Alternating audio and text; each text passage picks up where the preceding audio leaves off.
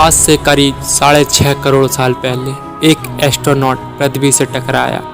धूल के बादल ने पृथ्वी को ढक दिया, तापमान गिर गया। पृथ्वी पर रहने वाला 25 किलो से ज़्यादा वजन का हर जीव खत्म हो गया।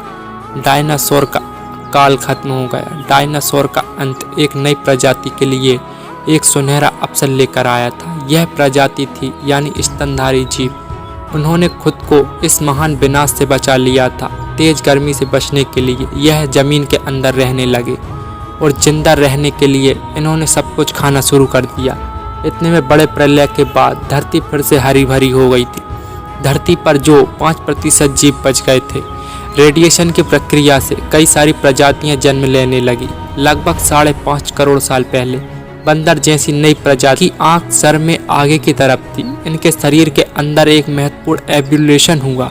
इनकी स्पाइसी कोट को मस्तिष्क से जोड़ने वाला छेद जिसे फॉरफन मैग्नम कहते हैं, वह स्कल के पिछले हिस्से से सेंटर की ओर शिफ्ट होने लगा। यानी कि अब जो प्रजाति आई वो सीधे खड़े होकर चलने में सक्षम। 10 से 4.7 करोड़ साल पहले धरती के वातावरण में लगातार बदलाव होने शुरू हुए। धरती के टेक्टोनिक्स प्लेट में हलचल हुई जो धरती के 2 बड़े महाद्वीपों को एक दूसरे के पास ले गई।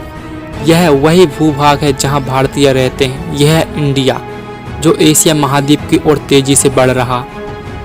इन दोनों महाद्वीपों को आपस में टकराने की वजह से हिमालय जैसी पर्वतमालाएं खड़ी होने लगी। यह वही पर्वतमाला है जिसे हम दुनिया की सबसे ऊंची चोटी के नाम से जानते हैं। यह माउंट एवरेस्ट के नाम से जानते हैं। यह पर्वतमाला इतनी ऊंची थी कि जिससे मौसम का पैटर्न बदलने लगा, जिससे पृथ्वी ठंडी होने लगी। इस पर्वतमाला से गिरने वाला बर्फ आगे चलकर कई नदियों का निर्माण करने लगा। यह वही नदियां हैं जिससे आधी से ज़्यादा आबादी को पीने का पानी मिलता है। कोसिक ईपोक में 3.5 करोड़ साल पहले ग्लोबल कूलिंग हुई। घास के मैदान बढ़ने लगे और जंगल घटने लगे। तब ऐसे जानवर विकसित हुए जो खुले मैदान में रहने के लिए उपयुक्त थे। 1 करोड़ साल पहले पृथ्वी वह रूप लेने लगी जिसे हम देख रहे हैं। धरती का वातावरण बिल्कुल बदल चुकने लगी थी, लेकिन परिस्थितियां फिर बदलने लगी। 40 लाख साल पहले धरती की टेक्टोनिक्स प्लेट में फिर से एक हलचल हुई और अफ्रीका के पूर्वी इलाकों में एक नई पर्वत श्रृंखला का निर्माण हुआ। इस पर्वत श्रृंखला के उभर जाने से यहाँ के हरे भरे जंगलों में आने वाली मौसमी हवा का मानसून पूरी तरह से रुक गया और इस वजह से यहाँ के जंगलों में बारिश आना बंद हो गई। और यहाँ के जंगलों में रहते थे द ग्रेट एप्स। यह हमारे दूर के रिश्तेदार, हमारे ये पूर्वज कहलाते हैं पेरोलापिथिकस।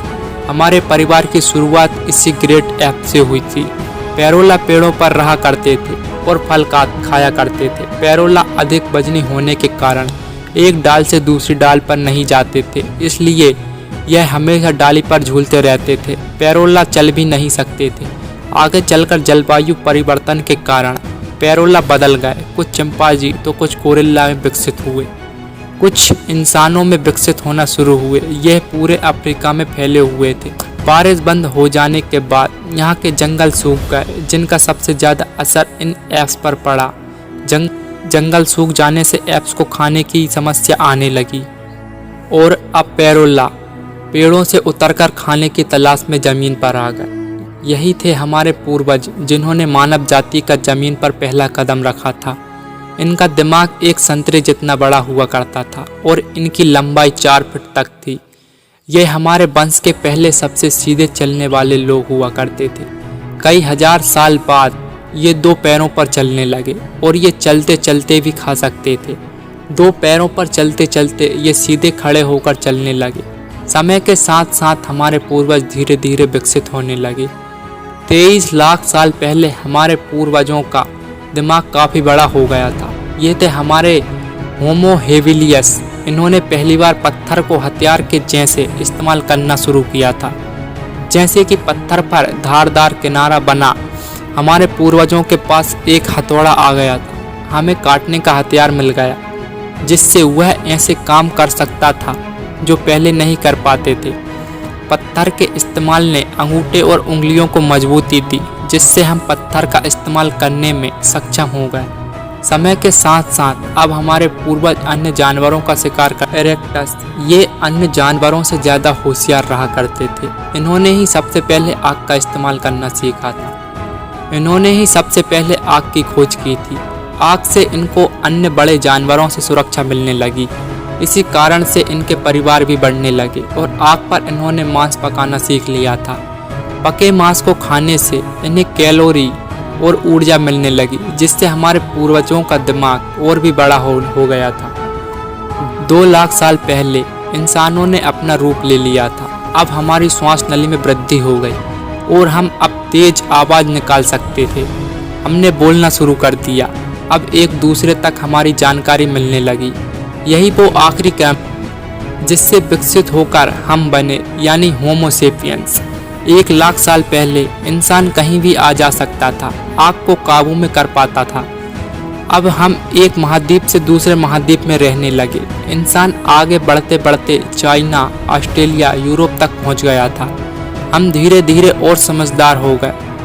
हमने इस दुनिया में अपने आप को ढाल लिया था। हमने पूरी दुनिया में अपनी बस्तियां बसा ली। हरे भरे इलाकों में पथरीले इलाकों तक हर जगह इंसान ही इंसान थे। हमारी त्वचा, बाल, आँखों का हुलिया जलवायु के साथ बदल गया था। हमने अपने आवश्यकता के हिसाब से खेती शुरू की और जानवरों को पालना शुरू कर दिया। हमने कस्बों और शहरों का निर्माण किया और हमारी सभ्यता और संस्कृति का निर्माण किया। हमने विज्ञान, गणित जैसी चीज़ों का आविष्कार किया, जिससे हमें भविष्य तक जाने की शक्ति मिले। यह है हमारा समय। अब हम पूरी तरह से विकसित हैं।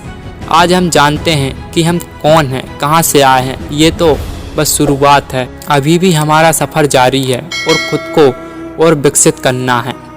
दोस्तों, आज की वीडियो में बस इतना है।